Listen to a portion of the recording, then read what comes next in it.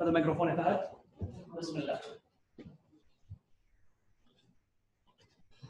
طيب اوكي.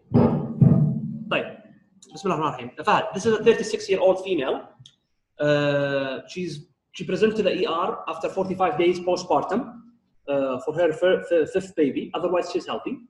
She was complaining of severe headache for the last 3 weeks, associated with nausea, vomiting, and blurry vision. Okay. In exam, she has bilateral bubble edema, and she has right pronator drift. Okay. This is the CT scan that the ER physician called you about. Okay. Describe the image. Okay, this is CT scan that we got in 2 levels without contrast.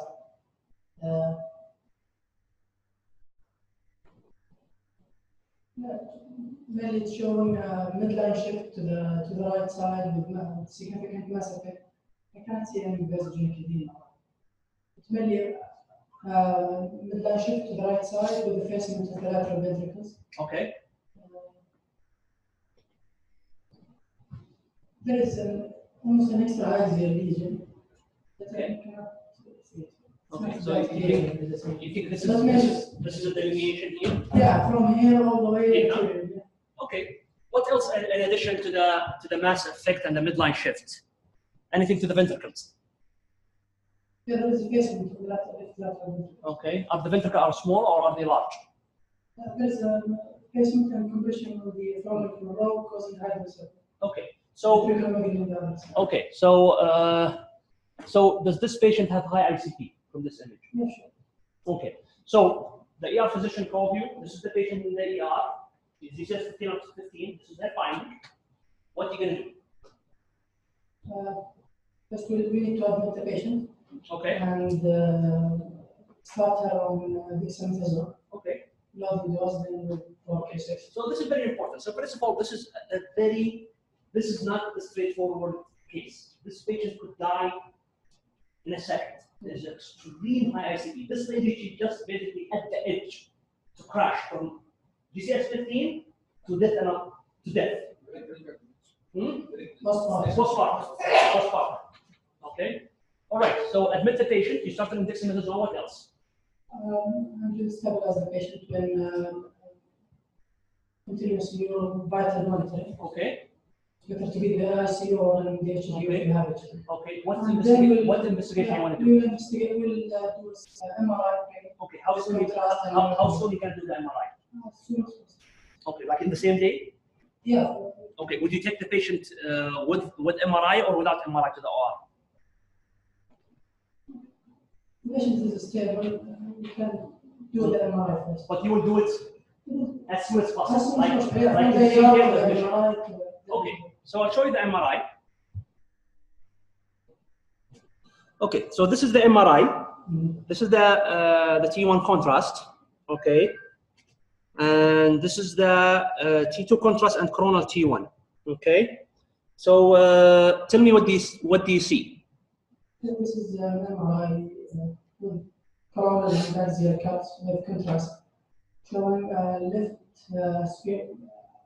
left extra-axial lesion with heterogeneous enhancement and rotation. Okay. The site of the lesion mainly involving all the sphenoid area and extending out into the left convexity. Okay. Most likely it's involving the MCA. Not the last. Okay. Do you think the MCA is involved? Yeah. Like in which level do you think it's involved? You need to go see it more. Okay, so what's your most likely diagnosis now? From this image, you see this image now. What do you think this is? This is lateral sphenoid meningioma. Lateral sphenoid meningioma. Huge lateral sphenoid meningioma. Okay, so you have this MRI. MRI is done. What is your next step? We'll do. It's better to do. If we can do it urgently, also the cerebral angio, because it's a large one, it might be involved with the. Okay, so basically, by this time we do the MRI. It was 6 o'clock in the evening. 6 o'clock in the evening. Patient still the same, but she said that I have severe headache, and she's nauseating and vomiting from the severe headache. What would you do? She's stable. She's the same. People equal reactive. You see us 15 out of 15, except that she has mild peripheral drift on the right side. Okay. We can do the cerebral energy as soon as possible. Okay. It's fine. Can you do this? Can you do this without angiogram? Can you do the surgery without angiogram? We can do only marking, but we cannot do maximum resection without you. Okay. Okay. So here's the thing. So this case, I've encountered this case. I was about to take the patient to the OR in the same night because she was having very tight brain. But the thing is, look at these guys. What are these? Slow void. This tumor, if you touch it at 6 o'clock in the night, the patient will die in table if you are not prepared. Okay, this is tumor that you don't want to mess with in the middle of the night. Okay, so what we did, we stabilized the patient, we kept the patient in the ICU, we keep her MBO. I put her at that time in 3% boluses and steroid to maintain her ICP. Next thing in the morning, we did an angiogram.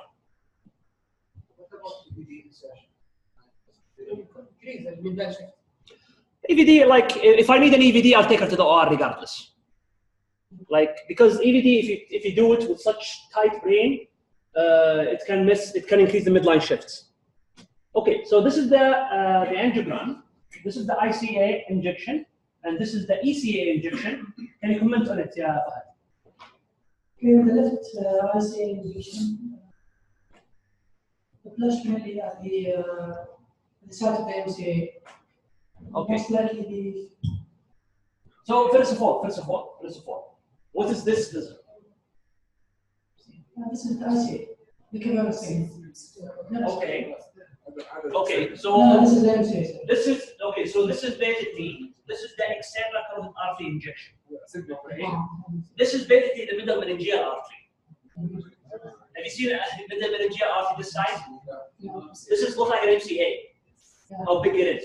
Okay, so if you touch this lady in the middle of the night, if you have a gigantic MCA middle meningeal artery like this, you will die in table. Okay, so you see there's some blush from the ICA to the tumor, not so much, but predominantly coming from the ECA. So why is predominantly coming from the MCA? So what are you going to ask your interventionist? Embolize it. Okay, so when you do this, so what's your plan? To do the embolization and then when you like quickly, as soon as possible, because you want to operate as soon as possible before the collateral, and you want to operate before this monster gets swollen because of the infarction. Okay? Before recanalization. But most importantly, the recanalization will take time. But the thing is, this tumor, if it's impacted, it will swell. So you want to take her as soon as possible. So this is the cast material. It filled up the whole MCA branches. And then we took her to the OR. This is her post-op CT scan. She made a good recovery. She went home. And the pathology came back, and rheumatous type meningioma grade 1. Okay. So I think the lesson from this case, like sometime, even if the picture are scary and the patient has extreme symptom of ICP, sometimes rushing yourself to operate and when you are not prepared could lead to a catastrophic event. Okay, good job with that. Right. Abdulaziz. You said that you had to do what you would take it to the well, if she deteriorates in the middle of the night, so I would just do gigantic decompressive cranectomy, open the dura, and leave the tumor without touching the tumor, and then keep it intubated, embolize the tumor, and then resect the tumor. But touching this tumor with this amount of flow void, it's considered to be a suicide. Okay, Abdulaziz.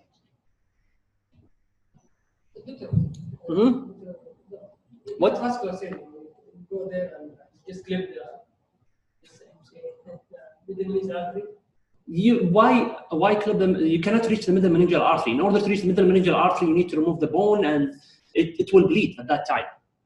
It's better to be safe. Sometimes you need to slow down. Even if the picture is very concerning, you need to reassess the situation. Okay, next case. Okay, Abdulaziz, this is a 43-year-old lady who is known to have rheumatoid arthritis and following with rheumatology clinic. She was complaining of neck pain and she underwent C-spine MRI. Okay, this is her MRI C-spine. Okay, just review it, tell me what you think about it.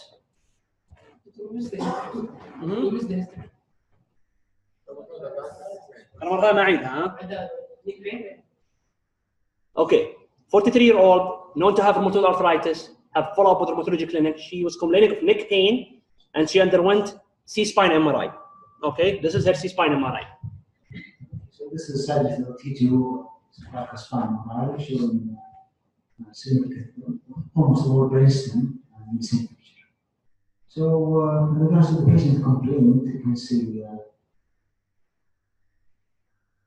5-6 disc. It's indenting on the fecal sac, no significant change in the cord segment.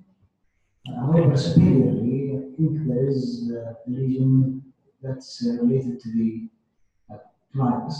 It seems to be there's a T2 intensity. Can you show me the lesion? Can you come here and show us the lesion with the mouse?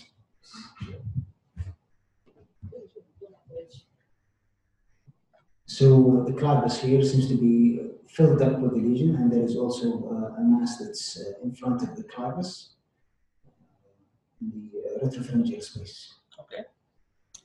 All right. So for a reason or another, the radiology tech decided to do a contrast, and this is the contrast image. So some people They decide to add a contrast. they have instructions. They see him as where is it? يا جماعة خلاص أنا قاعد أسأل الرجال he's in the corner ولا كلمة وياه. Okay, so after the contrast, we can see a clear lesion that is involving the superior portion of the clivus. We can see the signal board of the ICA within the lesion more or less. There's also another vessel on top of it. I'm not sure we can get better views to know what vessel it is. Okay, so the rheumatologist called you, freaking out, and told you I have this patient. They found this lesion. Can you please see her in the clinic? So I said, okay, well, that's fine. The patient showed up in the clinic, to your clinic, and this is basically, she came to your clinic, and she said that she had decreased vision on her right side. She was not really paying attention to it, but when you ask her about it, she has, and when you examine her, she does have some decreased vision in her right eye. It was 20/40, and in the left eye was 20/20. So what will be your next step? Well, the other eye They are normal. They're normal.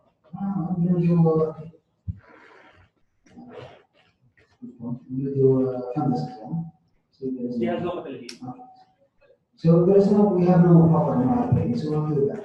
Okay, so you want a proper MRI brain? Okay, MRI, we'll give you a proper MRI brain. Okay, this is the proper MRI brain. Okay. Okay, so this is the MRI.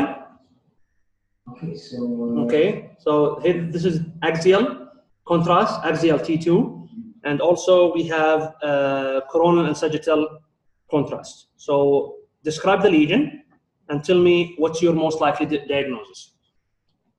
okay, so What? 4 o'clock? We just need 10 minutes. People waiting outside? Oh, they have a conference? Okay. طيب عبد العزيز استعجل شوية عشان بس نمشي ها؟ okay, so this scenario shows we'll see the contrast. It shows a lesion that is close proximity to the cavernous sinus, near the anterior crinoid, so it's a probably anterior crinoid lesion.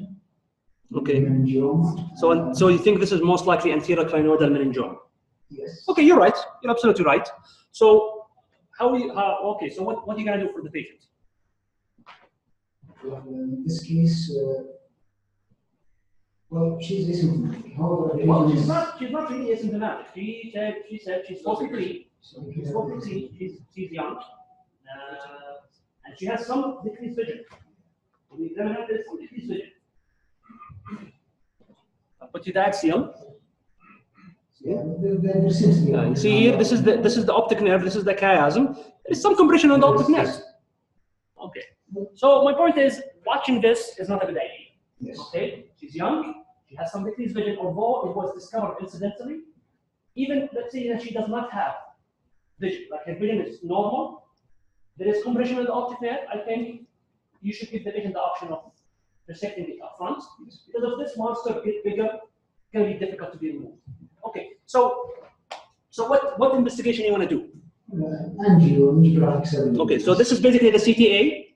Okay, as you can see, there is no good ACOM here, and there is good MCA coming.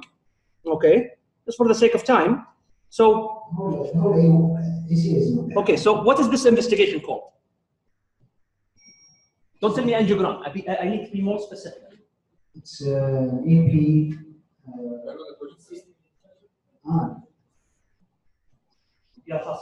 Okay, so this is basically a balloon test occlusion. This is a balloon test occlusion. There is a catheter here in this side, and this is the injection in the left side. As you can see, there is no good flow on this side, and the patient becomes symptomatic. Like within 10 minutes, she start to have weakness in her left side. So basically, she did not tolerate the balloon test occlusion. So whatever approach you want to decide, you have to be more careful and you have to be gentle on the ICA, even if you leave some residual. Okay. So basically, what we did for her, just because of the time, we did for her lumbar drain to relieve the ICP, and for the extradural dissection, we did right fronto-orbitozygomatic craniotomy, extradural craniectomy. We removed the whole clinoid extradurally. And the reason for this is to devascularize the tumor and also to have more exposure inside, to manipulate the tumor better and to push the optic nerve and the carotid away from the tumor. So we just basically remove all the bone extradurally, all the way. We skeletonized the orbital fissure, so all the clinoid is being removed. And then, luckily, the tumor was almost completely removed, like it was not encasing the carotid badly. And this is her post-op. There is some tiny bit residual on the cavernous sinus that we lifted, but the ICA is being cleaned nicely. And she's doing well. Okay, and the pathology came back, meningothelial meningioma. Would you give radiation from space? I would follow it. I would follow it for now. Okay, يعطيكم العافية شباب، معلش. Thank you so much.